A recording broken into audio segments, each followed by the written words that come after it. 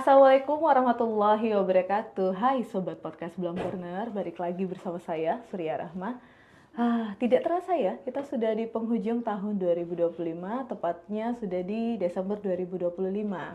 Nah, para Sobat Podcast Belum Corner, kita hari ini sebenarnya sudah ada di edisi 94, edisi penutup nih di 2024. Karena edisi penutup, edisi spesial, sudah tentulah kami menghadirkan, kalau istilah anak biologi ini rantai makanan tertinggi ya. Kita hadirkan Kepala Balai Penelitian dan Pengembangan Agama Makassar, Bapak Dr. Haji Saprila SAG Mesi. Assalamualaikum warahmatullahi wabarakatuh. Waalaikumsalam. Uya, apa kabar? Sehat? Wah, baik Pak. Ini biasanya kami yang bertanya kabar ya Pak ya? Saya tanya sekarang karena gitu. saya adalah penghuni terakhir kelihatannya. Iya Pak, betul-betul. Gimana? Mau tanya apa ini, Uya? Iya Pak, ini kita langsung saja perjalanan podcast Pak ya selama 2025. Oke. Walaupun kita startingnya di 2022 ya Pak ya. Iya. Alhamdulillah berjalan sampai sekarang. Nah, kita mau fokusnya, concernnya di tahun ini saja Pak. Oke. Bagaimana sih kesan Bapak terhadap perjalanan podcast selama 365 hari ini Pak? Oke, baik. Pertama tentu saya ucapkan selamat dulu ya kepada tim podcast yang saya lihat sangat konsisten untuk meluncurkan program-program. Menurut saya itu penting karena di tengah tahun 2025 ini kan kita mengalami kendala fiskal yang paling minim. Di antara saya menjabat kepala balai, tahun ini fiskalnya paling minim karena memang modal awalnya sudah kurang, pagu kita sudah kurang, terus dipotong lagi 50% perjalanan, jadi sedikit sekali ruang yang kita gunakan. Tetapi saya harus salut kepada teman-teman tim podcast, meskipun ruang kita sedikit, tapi podcastnya tidak mati dengan metode memanfaatkan sumber daya internal. Nah, itu penting. Apa pentingnya? Sumber daya internal ini sebetulnya kekuatan. Hanya seringkali orang selama ini merasa bahwa sumber daya internal itu tidak diberi ruang yang layak untuk berbicara. Padahal sebetulnya penting sekali. Kita ingin menceritakan kantor kita ke orang lain, maka yang kita butuhkan adalah ruang seperti ini. Kantor Litbang ini kan bukan kantor yang didatangi orang. Dia bukan kantor pelayanan. Hubungan antara Litbang dan publik itu terbatas pada data. Jadi ketika ada orang butuh data baru bisa datang. Biasanya data juga bisa diakses melalui online. Jadi kedatangan orang-orang ke Litbang itu pasti tidak banyak. Nah, tentu karena karakter lembaga kita seperti itu, maka kita butuh tindakan-tindakan kreatif agar apa yang kita kelola di dalam sini itu diketahui publik. Iya. Nah, saya lihat selama Januari sampai Desember saat ini fokusnya teman-teman itu sesuai dengan mandat kita, yaitu moderasi beragama. Saya lihat banyak tema, jadi saya sering juga melihat ada banyak tema moderasi beragama dari berbagai kalangan, dan itu penting sekali karena moderasi beragama itu artinya itu bisa dibicarakan, dipahami, didiskusikan oleh setiap kalangan, dan itu selamat untuk tim podcast yang sudah sangat konsisten ya. Setiap bulan berapa kali? Setiap bulan sebenarnya kita rutin 2 reguler, Dua. Kemudian kadang ada seri 1 Pak, jadi bisa sampai 3 atau 4 Pak. Oke. Dan itu saya pikir itu kalau kesan saya bahwa ini teman-teman tidak lelah, tidak menyerah meskipun tahu bahwa anggaran kita tahun ini sangat ini kan sebetulnya kan gagasan awal podcast ini Agustus 2023 kalau nggak salah, 2022 atau 2023 saya lupa. 2022, iya. Kita mulai launchingnya. Memang sebetulnya awalnya disiapkan untuk bagian dari kampanye moderasi beragama di media sosial. Bayangan saya hari itu adalah kita akan melibatkan orang-orang luar masuk ke dalam sini untuk bicara tentang moderasi beragama. Tetapi tentu kalau itu digunakan kita butuh supporting anggaran. Nah, rupanya di tengah jalan anggaran kita tidak terlalu baik untuk mendukung hal itu. Tapi dengan cara seperti yang dilakukan di podcast, menurut saya itu menarik. Jadi teman-teman juga menjadi penutur subjek dari moderasi beragama. Kebetulan kan saya lihat tahun 2025 ini mungkin rekor ya, banyak sekali PKL yang masuk tahun 2005 ini. Iya, sepanjang saya lihat, saya perhatikan bahkan bertumpuk sampai 2. Nah, itu sumber daya yang bagus digunakan dan telah digunakan untuk mendukung program kita. Kira-kira seperti itu. Oke. Ya, baik Pak. Nah, selama setahun ini kan kami mengolah bagaimana topik-topik mungkin yang lagi tren. Bisa Jimmy nonton? Bisa Pak, bisa sekali Pak. Mengolah topik-topik yang sedang tren. Nah, menurut Bapak sendiri sih, bagaimana sih topik-topik yang kemudian kami kelola untuk menjadikan bahan podcast? Apakah sudah betul-betul sesuai dengan keinginan Bapak selama ini? Iya, sebetulnya teman-teman ini bukan soal keinginan saya, tapi yang menarik dari tema-tema yang teman-teman munculkan itu dari yang saya perhatikan itu berbasis program satu moderasi beragama. Iya. Ada banyak program kan program utama kita tahun 2024 2005 moderasi beragama. Yang kedua yang menarik menurut saya adalah beberapa orang yang memiliki jabatan fungsional tertentu itu menceritakan dirinya. Itu kan sebetulnya menceritakan kantor juga. Menceritakan misalnya perencana, misalnya analisis kebijakan, betul. atau siapa saja itu dipanggil para P3K yang masuk kemarin kan, yang pustakawan dan sebagainya.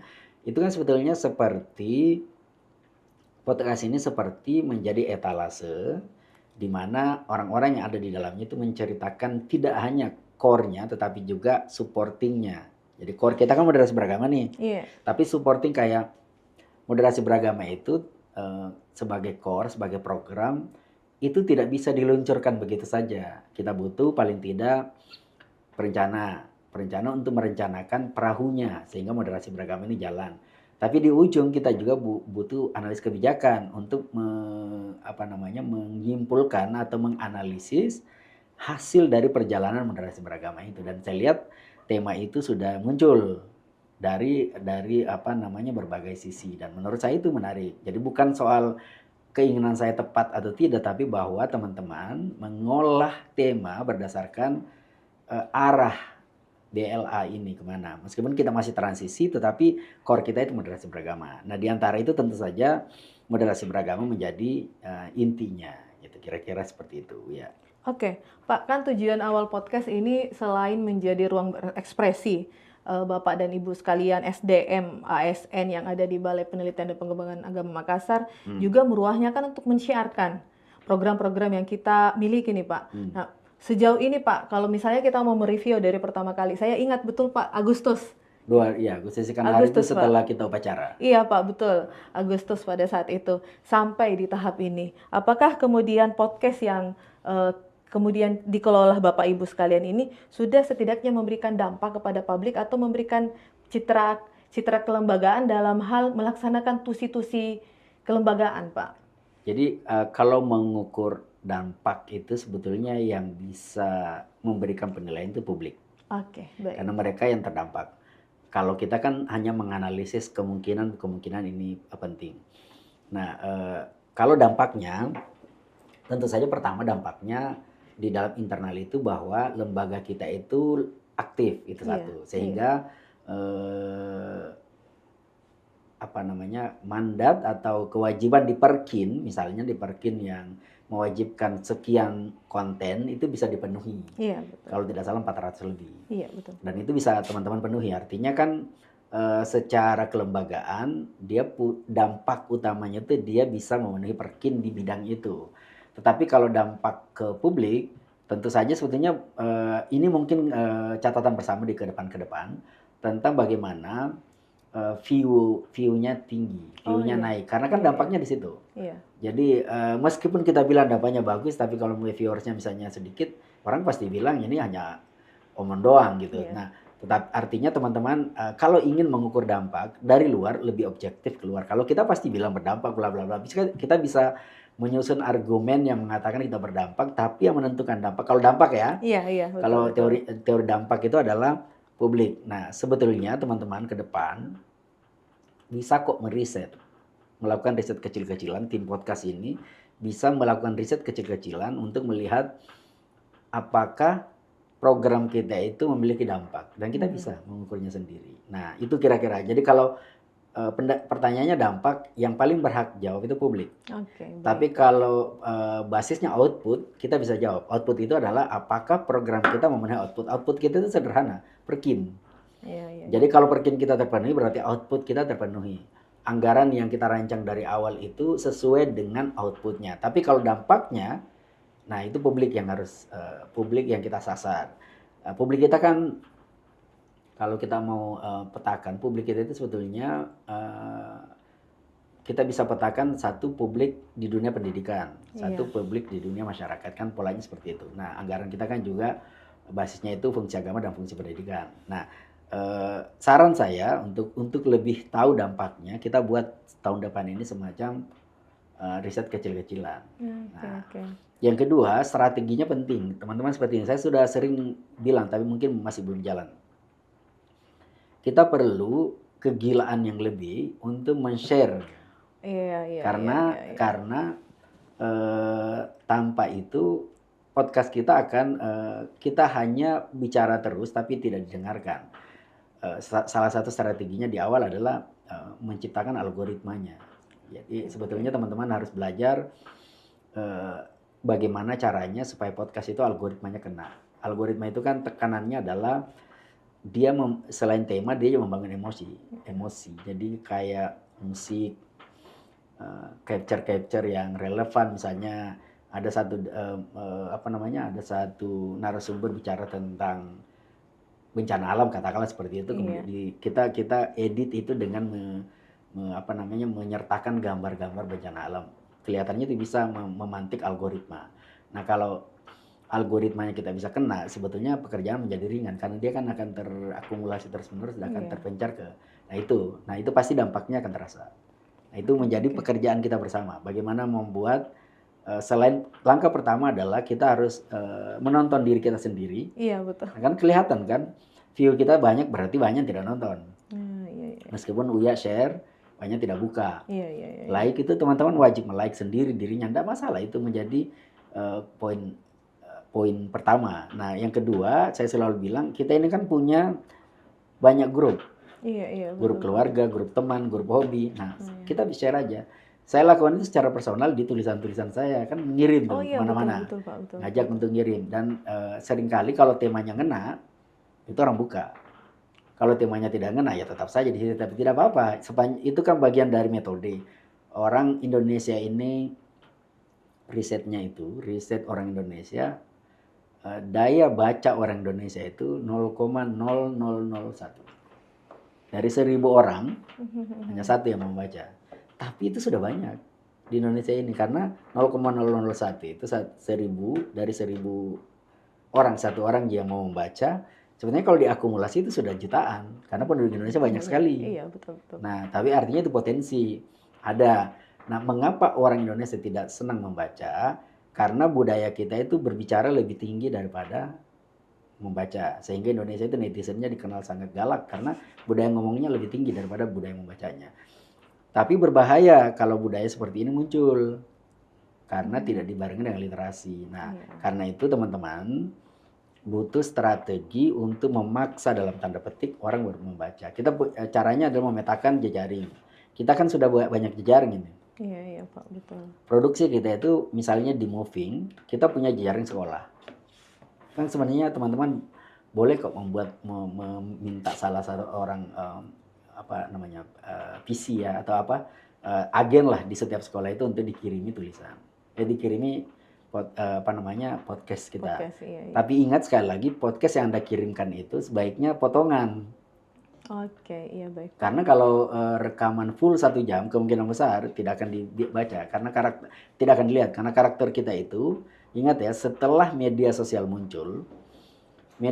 ini muncul yang misalnya Twitter misalnya atau Facebook lah. Facebook itu muncul dengan atau SMS ya. SMS sebelum Facebook. SMS itu muncul dengan batasan karakter. Iya. Saya ingat sekali bahwa SMS itu hanya 140 karakter. Apa akibatnya? Mulai muncul budaya mempersingkat. Sangat dipersingkat menjadi SGT. Iya. Yang dipersingkat menjadi Y. Untuk kebutuhan ruang sempit itu. Nah, sejak itu muncul pesan-pesan WA dan sebagainya muncul sebelum terbuka lebih lebar, mulai terkondisi orang itu senang menerima pesan yang pendek. Iya. Itu kondisi kita loh saat ini. Iya. Dan teman-teman harus membaca kondisi itu. Iya. Karena kalau sudah tahu bahwa orang senang short movie, tapi kemudian kita long movie, ya gagal lah. Mengapa film Cina itu menjadi digandrungi seluruh dunia loh? Iya, betul Pak. Seluruh dunia, bukan hanya di Indonesia. Jadi film Cina yang ceritanya berulang-ulang itu, digandrungi film Indonesia di seluruh dunia, bahkan di barat, di Arab, semuanya digandrungi karena di awalnya datang metode yang menarik, short. Dia kan sebelum ke YouTube, dia short movie yang hanya 2 menit, Iya. habis, orang penasaran, buka lagi. Episode selanjutnya 2 menit lagi. Karena berhasil mengelola kebutuhan emosi publik dengan kesingkatan itu. Jadi singkat itu kekuatan. Makanya teman-teman, ke depan kita butuh tayangan yang singkat tapi nendang. Saya selalu bilang goldnya. Setiap perbincangan itu sebetulnya kalau Uya menganalisis, dari 1 jam percakapan, yang gold itu paling cuma 5 menit. Inti-inti dari seluruhnya. Lalu kemudian ada silvernya, kemampuan untuk memperluas gold itu. Lalu kemudian ada perunggunya. Perunggunya itu kayak kemampuan narasi.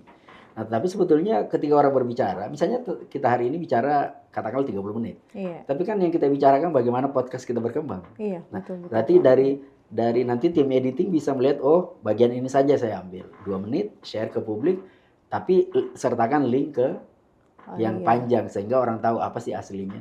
Coba cek pola-pola yang seperti lapor Pak misalnya. Oh iya Pak. Iya, lapor Pak itu mana ada lah panjang. Iya. Gak ada yang tersebar itu. Tapi begitu kita penasaran, apa ini utuhnya, akhirnya kita cek. Nah, hal-hal seperti ini penting menjadi langkah maju. Langkah teman-teman sudah sangat baik. Konsistensi dalam memproduksi sudah ada. Tidak takut dan tidak malu untuk mengundang narasumber, bahkan narasumber yang tidak pernah bicara sekalipun kayak P3K honorer kita. Iya, tidak ada masalah karena di dunia digital itu tidak ada orang pintar. Tidak ada. Di dunia digital itu semua jenis berbicara itu diterima. Bahkan orang yang gagap sekali itu bisa. Yang penting dia kena algoritmanya. Gitu. Nah, percakapan tim podcast ini penting untuk mengisi dirinya untuk tahu bagaimana caranya mengundang algoritma itu supaya kena. Karena begitu satu kali kena pasti kena imbas semua yang lainnya. Nah, itu kira-kira menjadi tantangannya ke depan untuk membuat podcast kita lebih berdampak. Oke Pak, jadi kita juga punya segmentasi seperti yang kita sampaikan tadi, bahwa audiens kita ada terbagi 2. Kita bisa menyasar para pendidik dalam area kependidikan, kemudian terkait dengan moderasi beragama. Jadi review kami nanti untuk tim podcast nanti mungkin harus lebih gila lagi membagikan, dan kita memanfaatkan kekuatan kesingkatan yang kita maksudkan tadi. Iya. Singkat itu penting, jangan terlalu lama kalau dunia podcast, karena memang dunia kita seperti itu. Iya Pak, terbentuk. Betul. Sudah seperti itu memang.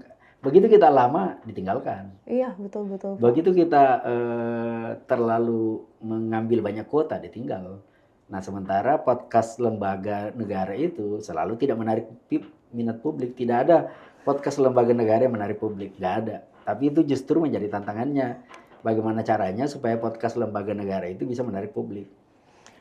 Gitu. Nah, itu tantangan. Kalau tadi pertanyaannya tujuan awalnya sederhana, mendiseminasi gagasan moderasi beragama dan hal-hal yang ada di kita di sini, dan itu sudah terpenuhi sebagai tujuan. Iya Pak. Betul.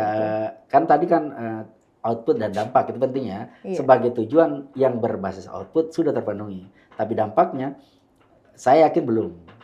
Kalau kita ke publik, kelihatan dari viewers dari ini, makanya butuh langkah-langkah strategis. Tentu dimulai dari dalam. Tidak semua orang, karena kantor ini kan generasi yang aware dunia digital itu belum banyak. Iya. Artinya teman-teman yang muncul belakangan ini generasi milenial belum menjadi arus utama, tapi itu akan menjadi arus utama. Nah, karena itu teman-teman, karena kebetulan mengelola podcast di awal-awal, Anda bayangkan seperti petani yang mengolah hutan.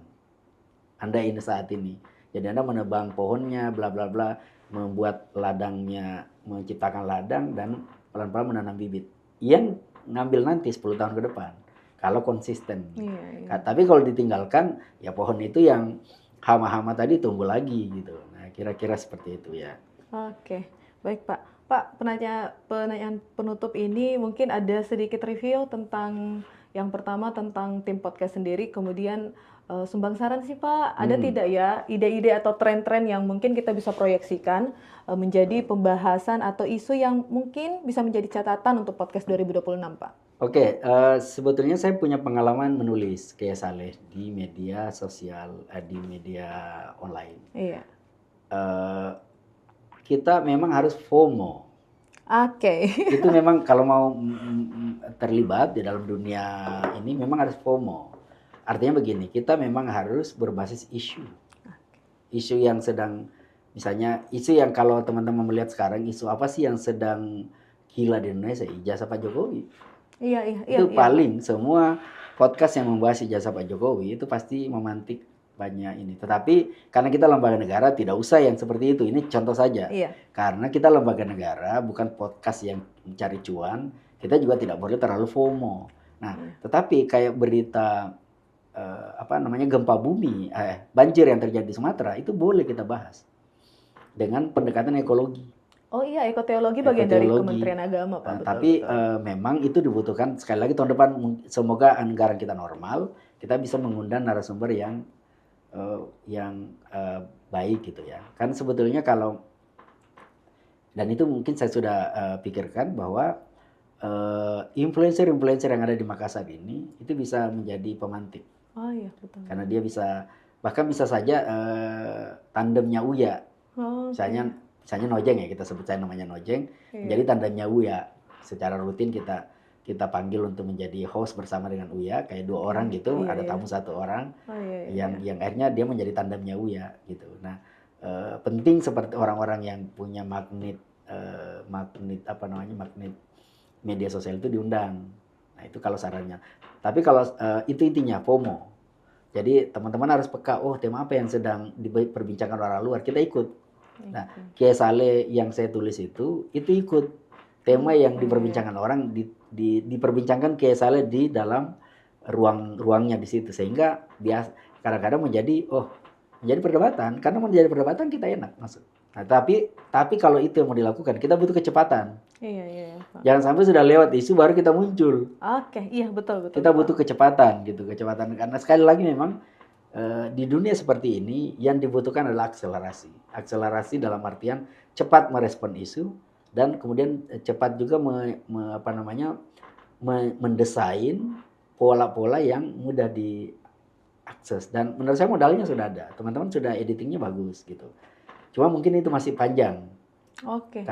Karena jadi tahun depan begini, kalau kita menganggarkan berarti kita butuh memang 2 kayak beberapa tahun lalu. Ada 1 yang panjang untuk pertanggungjawaban. Iya.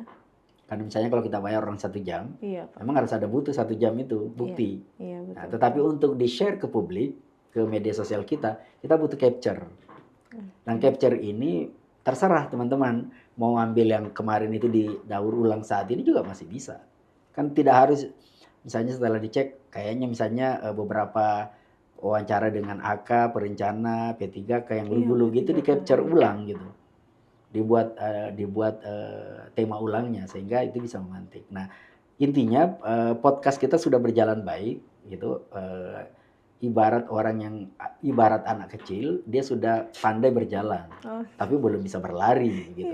Nah, tentu butuh waktu, butuh asupan, butuh energi dan sebagainya. Alat tentu juga bisa, butuh kecanggihan alat itu karena tahun depan kemungkinan besar kita outdoor lagi. Jadi mungkin kita outdoor lagi teman-teman yang ada di podcast, mungkin kita akan ke mana gitu. Program-program yang kita punya itu kita sisipkan dengan berbasis podcast. Tentu kita butuh alat yang lebih kuat untuk untuk membuat podcast on location kalau dulu istilahnya. Oh iya Pak, betul. Dan mungkin juga ada pelibatan tambahan SDM baru Pak. Kita kan bisa nanti di awal tahun kan kita mereview, biasanya kan kita mengacak ulang orang-orang anak-anak baru ini bisa dilibatkan. Anak baru dalam artian yang PNS baru ini itu bisa dilibatkan untuk masuk, kayak terutama yang humas kan memang bagian dari kerjanya memang. Humas dan Prakom Pak. Humas Prakom ya. Prakom kita ada siapa saja? Bayu. Ada Wakif Bayu. Saya Pak. Dila, Rizka, iya bisa itu. Rizka kapan sih selesai? Insya Allah 2026 Pak sudah bisa membersamai kita. Siap. Iya. Terus kalau di 2025 Pak, kami kan punya segmentasi terkait pembahasan ASN Insight. Jadi mungkin di 2026 itu bisa dilanjutkan menjadi legacy untuk dilanjutkan. Bisa. Itu ASN Insight itu begini, teman-teman buat beberapa program. Oke. ada program MB, Oh iya, ada baik. program ASN Insight, ada program apa namanya BLA Academy gitu. Oh ya, Bella Misalnya Academy, Pak. kayak apa orang-orang diajak membaca buku lalu kemudian tampil. Oh iya, bisa itu. Tapi jangan intinya gini, tidak usah terlalu lama. 10 sampai 15 menit 10 sampai mungkin ya, 15 Pak. menit gitu. Misalnya ada kayak Uya, tidak harus ada host juga, tidak harus ada tamu juga bisa. Sendirian kayak narasi. Nanti ada misalnya menurutmu buku ini apa sih isinya, tapi tidak ada yang ngomong. Oke, Kayak di sini aja kan menarik. Bahkan juga kalau misalnya ada yang mau menyanyi juga boleh juga di sini. Boleh untuk misalnya yang pandai berpuisi juga nggak apa-apa. Oh iya. Kita tampilkan puisi dari seorang mahasiswa, itu nggak masalah. Ambil aja rekamannya, nanti nilai ini layak tampil nggak, kalau nggak ya nggak usah. Tapi tapingnya nggak apa-apa. Oke. Nah, itu lebih kaya. Jadi segmennya sudah firm kan, segmen moderasi beragama, segmen ASN Insight, dan segmen Belam Academy. Oke. Nanti ya tambah-tambah lagi. Nah, tidak harus misalnya moderasi beragama 1 kali, ASN Insight 1 kali, Belam Academy 1 kali. Jadi setiap minggu itu 4. Oke. Jadi setiap bulan 1 kali moderasi beragama, setiap bulan. Jadi tidak bosan juga.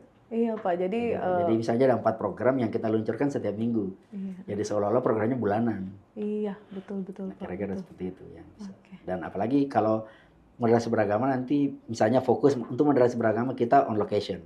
Oke. Tapi yang basis ASN Insight di sini. Iya. Atau hal-hal yang basisnya misalnya Belam Academy itu kita jadikan selain buku juga kayak berbasis isu, bisa juga orang-orang tokoh kayak wali kota, gubernur dipanggil ke sini. Kalau ada duit jangan takut mengundang. Kalau mereka mau datang itu, kalau misalnya tiba-tiba ada kebutuhannya, kesempatannya pasti datang. Iya. Jadi kita jangan takut mengundang, tapi kita tentu siap ketika mengundang. Iya. Gitu. Misalnya honornya dan sebagainya nanti kita siapkan. Oke, berarti tahun depan kita membuka lebih banyak lagi kerjasama disesuaikan dengan anggaran ya Pak ya? Sesuaikan, tentu saja di anggaran karena biar bagaimana kalau ketika melibatkan orang luar kita butuh bensin. Iya Pak, betul. Oke. Tidak terasa Pak perjumpaan kita. Terima kasih ya Pak. Membersamai kami di tahun 2025 ini. Sehat-sehat selalu Pak. Amin ya. Sampai ketemu di 2026 Pak. Amin ya, sampai jumpa.